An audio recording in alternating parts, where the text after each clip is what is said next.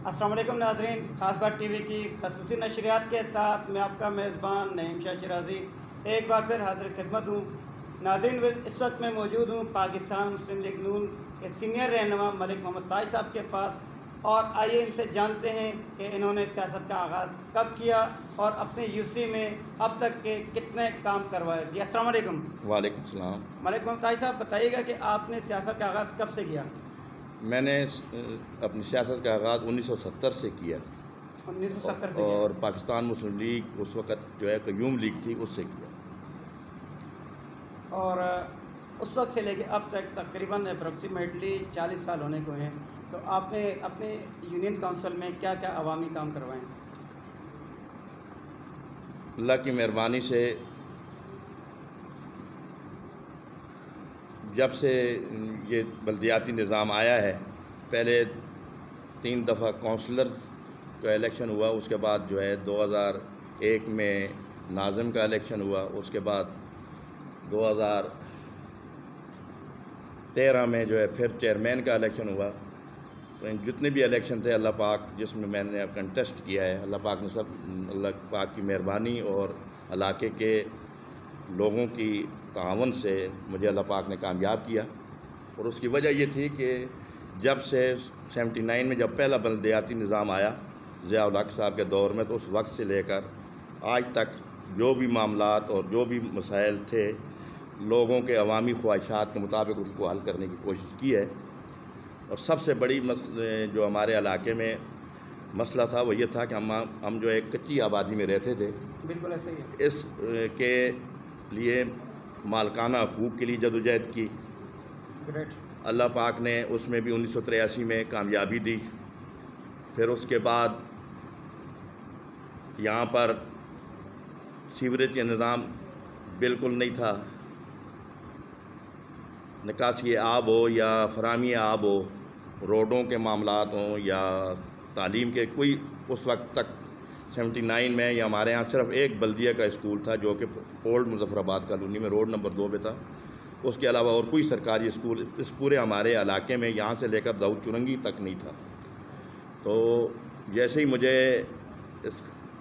خدمت کا موقع ملا تو اللہ کی مہربانی سے ہمارے ہاں ہائر سیکنڈری اسکول بھی تعمیر ہوئے، لوگوں کی تعاون سے مجھے اللہ پاک نے کامیاب کیا۔ اور اس کی وجہ یہ تھی کہ جب سے 79 میں جب پہلا بلدیاتی نظام آیا ضیاء الحق صاحب کے دور میں، تو اس وقت سے لے کر آج تک جو بھی معاملات اور جو بھی مسائل تھے، لوگوں کے عوامی خواہشات کے مطابق ان کو حل کرنے کی کوشش کی ہے۔ اور سب سے بڑی جو ہمارے علاقے میں مسئلہ تھا وہ یہ تھا کہ ہم جو ایک کچی آبادی میں رہتے تھے، بالکل ایسا ہی ہے۔ اس کے لیے مالکانہ حقوق کے لیے جدوجہد کی۔ گریٹ۔ اللہ پاک نے اس میں بھی 1983 میں کامیابی دی۔ پھر اس کے بعد یہاں پر سیوریج کا نظام بالکل نہیں تھا، نکاسی آب ہو یا فراہمی آب ہو، روڈوں کے معاملات ہوں یا تعلیم کے، کوئی اس وقت تک 79 میں یا ہمارے ہاں صرف ایک بلدیہ کا اسکول تھا جو کہ اولڈ مظفر آباد کالونی میں روڈ نمبر 2 پہ تھا۔ اس کے علاوہ اور کوئی سرکاری اسکول اس پورے ہمارے علاقے میں یہاں سے لے کر داؤد چرنگی تک نہیں تھا۔ تو جیسے ہی مجھے اس خدمت کا موقع ملا تو اللہ کی مہربانی سے ہمارے ہاں ہائر سیکنڈری اسکول بھی تعمیر ہوئے، خصوصی طور پر بچیوں کے لیے اسکول تعمیر ہوئے، ڈسپینسری، اور یہاں تک کہ 50 بیڈ کا جو اسپتال ہے وہ بھی تعمیر ہوا۔ اس کے علاوہ سوئی گیس کی فراہمی بھی میرے ہی ہاتھوں اللہ پاک کی مہربانی سے اس پورے آبادی کو، چاہے وہ مجید کالونی تھی، چاہے وہ مظفر آباد تھی یا مسلم آباد تھی یا کوئی اور کالونی تھی،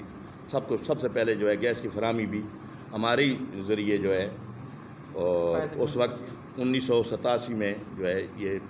کام جو ہے نا 1987 میں تو اس کے لیے باقاعدہ کوئی اپلیکیشن شروع کی گئی تھی۔ یہ 1992 میں جو ہے یہاں پر سوئی گیس کی فراہمی جو ہے وہ شروع ہوئی ہے، اور اس کے بعد سے جو ہے اللہ کی مہربانی سے آج تک تمام آبادی میں گیس بھی موجود ہے، پانی بھی موجود ہے۔ لیکن چونکہ وہ آبادی اس وقت بڑھ رہی ہے، علاقے کی ضروریات بڑھ رہی ہیں، خصوصاً پانی کے حوالے سے جو ہے اس کے پہلے تو ڈائریکٹ گریجویٹی کے ذریعے پانی جو لوگوں تک پہنچتا تھا، لیکن چونکہ اب آبادی اتنی بڑھ گئی، کئی منزلہ یہاں پر ہمارے یہاں بلڈنگیں بن گئی ہیں ماشاءاللہ، چوتھی نسل یہاں پر اس آبادی میں موجود، چوتھی نسل چل رہی ہے، تو ظاہر اس لحاظ سے آبادی بھی بڑھ گئی ہے، تو اس لحاظ سے ضروریات بھی علاقے کی بڑھ گئی. ان کو مد نظر رکھتے ہوئے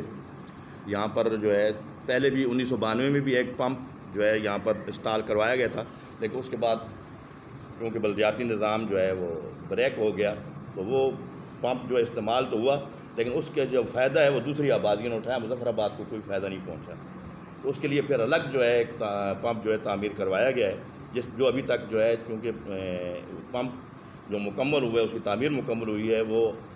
2020 کے اوائل میں ہوئی ہے، اور اس کے فوراً بعد جو ہے کورونا آ جانے کی وجہ سے تمام معاملات جو ہے رک گئے تھے، اور 20 اگست 2020 کو پھر سسٹم بھی یہ ختم ہو گیا، جس کی وجہ سے وہ پمپ فنکشنل نہیں ہو سکا ہے، ابھی تک فعال نہیں ہوا. اگر وہ پمپ فعال ہو جائے تو ہماری دونوں آبادیاں جو اس وقت UC مظفر آباد میں موجود ہیں، اولڈ مظفر آباد اور نیو مظفر آباد، ان دونوں کو بیک وقت اس پمپ سے پانی فراہم ہو سکتا ہے، اور اس میں جو ہے 10 لاکھ گیلن کی جو ہے وہ ٹینک بھی موجود ہے، جس میں وہ پانی سٹور کیا جائے گا، اور اس کے بعد جو اس کی سپلائی جو ہے علاقے میں دی جائے گی. ابھی جو عارضی طور پر جو ہے پمپ واٹر بورڈ کی طرف سے چل رہے ہیں یا کسی اور حوالے سے چل رہے ہیں، وہ ایک عارضی سسٹم ہے، جس کی وجہ سے وہ کسی وقت بھی فیل بھی ہو سکتا ہے، کسی وقت اس میں کئی خرابیاں بھی آ سکتی ہیں. وہ براہ راست پانی جو ہے لائن سے لیا جا رہا ہے، جو کہ کسی صورت میں بھی مناسب نہیں ہے.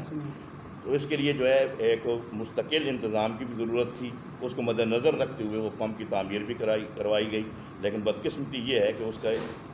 فنکشنل نہ ہونے کی وجہ سے ہمارے کچھ ایریے ایسے ہیں جن میں گندا پانی جا رہا ہے. خصوصی طور پر ہمارے جو نیو مظفر آباد ہے، اس کے جو کئی ایریے، بلکہ یہاں تک کہ ہمارا B ایریا بھی، A ایریا بھی، C area, D area, E area, F area, آگے G ایریا، پھر اس سے ساتھ آگے ملکہ جو آبادیاں ہیں H ایریا ہے، اس میں بھی جو ہے جب پانی جو ہے گریجویٹی کے تھرو آتا ہے تو وہاں پر گندا پانی مکس ہو کے لینوں میں جاتا ہے، جو کہ ہیپاٹائٹس کا باعث بنتا ہے، اور لوگ جو ہے پانی استعمال نہیں کر سکتے، ان کو بہت تکالیف کا سامنا ہے. اس کے لیے اس پمپ کا فنکشنل ہونا بہت ضروری ہے، تاکہ ایک سسٹم کے تحت جو ہے علاقے کو پانی مل سکے. ٹھیک ہے، تو قائم ہو چکی ہیں، لیکن وہ ابھی تک جو ہے ان کو بھی جو ہے ان میں کلاسیں شروع نہیں ہو سکی ہیں. خصوصی طور پر جو ہے ہمارے یہاں پر ایک پارک تھا، اس میں جو ہے ایک گورنمنٹ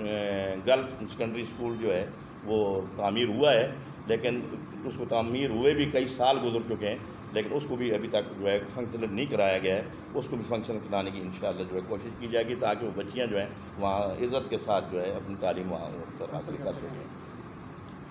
مالک صاحب یہ بتائیے گا کہ روڈ نمبر 3 اور روڈ نمبر 4 کے درمیان ایک آبادی ہے، اس آبادی سے ایک نالہ گزر رہا ہے، آج تقریباً ایک عرصہ دراز گزر گیا ہے، اس نالے پر کوئی کام نہیں ہو سکا، کچھ تھوڑا سا ہوتا ہے پھر روک دیا جاتا ہے. کیا وجہ آخر اس کی؟ اس کی وجہ یہ ہے کہ وہ نالہ جو ہے وہ جیسے کہ آپ نے خود اس بات کا ذکر کیا ہے کہ وہ بالکل آبادی کے درمیان میں ہے، اور اس سے پہلے جب یہ نالہ 1987 میں تعمیر کروایا گیا تھا،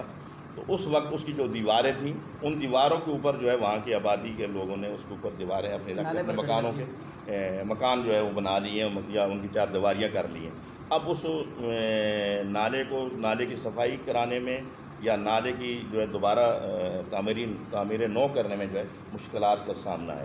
اور پھر وہ نالہ تو مکمل، خیر اس کے لیے تمام انتظامات کر لیے گئے تھے، لیکن اس کے بھی جو ہے تاخیر کا باعث جو ہے کورونا ہی بنا. اس وقت وہ کام شروع تھا، لیکن بعد میں وہ کام جو ہے رک گیا، اور ابھی تک وہ جو ہے کیونکہ سسٹم یہ ختم ہو چکا تھا، تو اس کی بعد میں پیروی کسی نے نہیں کی اس کے اوپر جو ہے، کیونکہ ادارے بھی پھر جو ہے سست ہو جاتے ہیں، تو وہ کام اس لیے جو ہے پائے تکمیل کو وہ کام نہیں پہنچ سکا ہے. لیکن جیسے ہی اللہ کرے گا یہ سسٹم جو ہے فنکشنل ہوگا، تو انشاءاللہ ہماری کوشش ہوگی کہ اس کو ترجیحی بنیادوں پر مکمل بھی کروایا جائے، اور اس کو اس لحاظ سے تعمیر کروایا جائے جیسے کہ وہ پیچھے سے ہو کے آ رہا ہے، تاکہ وہ ایک لوگوں کو وہاں متبادل راستہ بھی آنے جانے کا مل سکتا ہے. اچھا مالک صاحب، اب جیسے مسلسل آپ ون کر رہے ہیں ماشاءاللہ سے، ماضی میں بھی ون کیا آپ نے، اور اب بھی آپ انشاءاللہ ون کریں گے، تو آپ کے اگلے منشور کیا ہوں گے اس علاقے کے لیے؟ ہمارے